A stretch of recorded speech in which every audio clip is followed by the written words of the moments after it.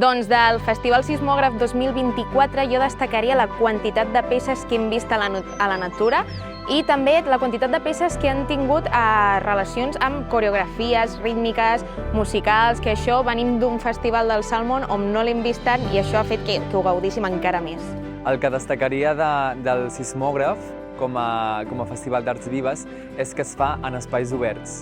I al ser així, la interconnexió entre els espectadors i els artistes és molt més de prop i fa que sigui molt més pura aquesta connexió i també entre els espectadors entre si, entre els espectadors i els tècnics, els organitzadors i fa que la sensació sigui molt més de família. Pues me ha gustado mucho que la mayoría de actuaciones han sido en la naturaleza y estaban muy bien. Era como que la naturaleza de alguna forma formaba también parte de la obra y lo hacía de alguna forma acogedor.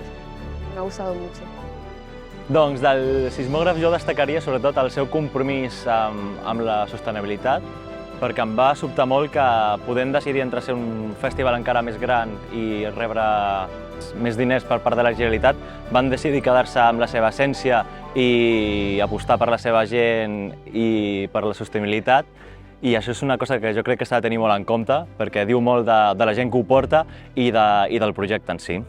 Agraeixo molt la xerrada que vam tenir en quant a com obertura, no? De sinceritat de com funciona i una voluntat de respondre les nostres preguntes molt honestament i també que ens han com encoratjat molt com a nosaltres pues, també atrevir-nos a ficar-nos dins de tot aquest món. La cosa que m'ha agradat del festival i que em quedaria és la part tecnològica, no? O sigui, han utilitzat molt els auriculars, per exemple.